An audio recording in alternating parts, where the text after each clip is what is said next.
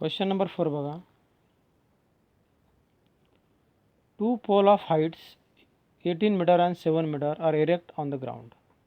दोन पोल आहे की त्या ठिकाणी ग्राउंडला त्या ठिकाणी ते इरेक्ट आहे, म्हणजे सर्व उभे आहे. हा पहिला पोल आहे आणि हा दुसरा पोल आहे. हे दोघांमधलं हे डिस्टन्स आहे. बरं, पहिला जो पोल आहे हा 18 मीटर आहे. दुसरा जो पोल आहे हा 7 मीटर आहे.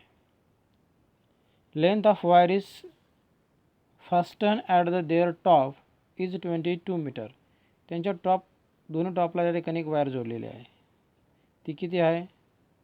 22 मीटर आहे. Find the angle made of wire with horizontal. ही आपण एक हॉरिझॉन्टल लाईन ड्रॉ केली.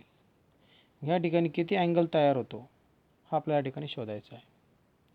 हे तर A B C D E. A B काय आहे? First pole. तो किती आहे? 7 मीटर.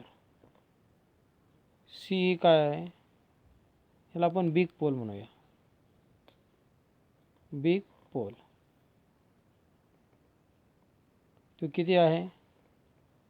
18 मीटर. आता हे 7 असेल तर हा सुद्धा किती, हे अंतर किती होईल? 7 होईल. आणि मग हे डिस्टन्स किती होईल? 11 होईल. म्हणजेच ह्या ठिकाणी quadrilateral A B C D is rectangle. हा एक रेक्टँगल आहे. ह्या ठिकाणी ए बी आणि डी सी सेम आहे, दॅट इज 7 मीटर.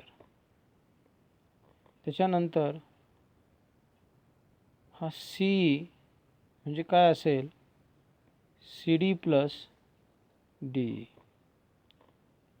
सीची व्हॅल्यू आपल्याला 18 दिलेली आहे. सी डी 7 आहे मीटर, तर डी किती असेल? ह्या ठिकाणी डी आपल्याला बाय कॅल्क्युलेशन 11 मीटर एवढा डी भेटतो.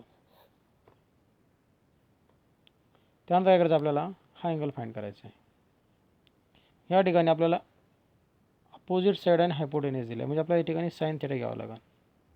इथे म्हणायचं in triangle B D E. मग साइन थिटा काय भेटणार आपल्याला? D upon B. मग साइन थिटा डीची व्हॅल्यू किती आहे? 11. हा किती आहे? 22. साइन थिटा किती भेटणार? 1/2. 11 2 22. साइन किती डिग्रीला 1/2 असतो? 30 डिग्रीला असतो. मग थिटा किती भेटणार? Theta is equal to 30 degree. म्हणजे ह्या ठिकाणी जो अँगल तयार होईल हा अँगल किती डिग्रीचा तयार होईल? 30 डिग्रीचा अँगल त्या ठिकाणी तयार होईल.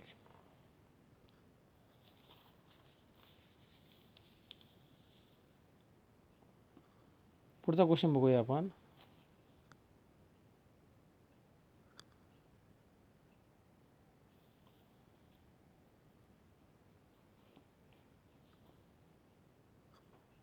क्वेश्चन काय दिला आहे? क्वेश्चन नंबर 5 की storm broke a tree and tree top is rested 20 meter from the base of tree, making an angle 60 degree with horizontal. Find the height of trees. म्हणजे एक ट्री आहे असा.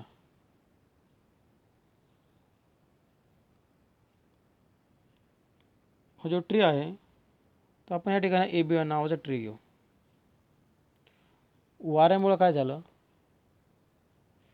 तो जो इथून जो पार्ट हा वरचा हा मोडला, त्या ठिकाणी खाली असा हे झाला. ह्याला आपण सी म्हणूया. आणि हा ठिकाणी डी. ज्या ठिकाणी तो टच होतोय त्या ठिकाणी 60 डिग्रीचा अँगल तयार होतो. म्हणजे ह्या ठिकाणी ए बी काय आहे? Total height of tree, right. पण ह्या ठिकाणी हा जो ए सी आणि सी डी हा सेम आहे, बरोबर. मग हाईट किती होईल?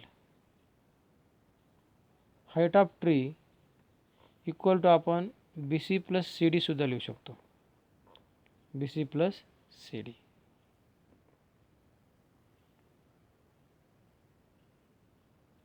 त्यानंतर बी डी काय आहे? Distance between tree base and its broken top. म्हणजे वरून त्या ठिकाणी त्याचं जे टॉप आहे ते तुटलेलं त्या ठिकाणी अटॅच होतं. थिटा किती दिला या ठिकाणी आपल्याला? 60 डिग्री दिला. आणि त्या ठिकाणी जे बी डी जे अंतर आहे ते आपल्याला किती दिलं या ठिकाणी? 20 दिलेलं आहे. म्हणजे हे जे अंतर आहे आपलं किती दिलं या ठिकाणी? 20 मीटर एवढं अंतर दिलेलं आहे आपल्याला. आता फॉर्म्युला कोणता वापरायचा? ते 60 आहे, इथं 20 आहे. डेफिनेटली आपण ह्या ठिकाणी सुरुवातीला टॅन वापरणार. टॅन 60 इक्वल टू किती भेटन? बी सी अपॉन बी डी. कशामध्ये? इन ट्रायंगल बी सी डीमध्ये. टॅन 60 किती असतो? √3. बी सी आपला शोधायचा, बी डी 20. बी सी किती भेटेल? 20√3. किती भेटला बी सी? 20√3 आपल्याला बी सी भेटला आहे. तर उरलेला आपण इकडे शोधूया. आता आपल्याला जो बी सी आहे ते भेटला 20√3 भेटला. आता आपल्याला हायपोटेनस काढायचं आहे. हायपोटेनस काढण्यासाठी आपण साईनचा फॉर्म्युला वापरणार आहोत. साईन 60 इक्वल टू काय भेटन? Opposite side upon hypotenuse. Sine 60ची व्हॅल्यू किती असते? √3/2. बी सी किती आहे? 20√3. आणि हा सी डी. हा √3 कॅन्सल झाला. सी डी इकडे येईल. सी डी इकडे शिफ्ट झाला आणि 220 कडे शिफ्ट झाला. किती आलं? 40. हे डिस्टन्स किती आलं? 40. आपलं फंड काय करायचं? Height of tree. Height of tree कसा काढणार? तर हाईट ऑफ ट्री म्हणजे B C plus C D. B C 20√3 आणि सी डी 40 मीटर. हे आपला काय भेटला या ठिकाणी? आन्सर भेटलेला आहे.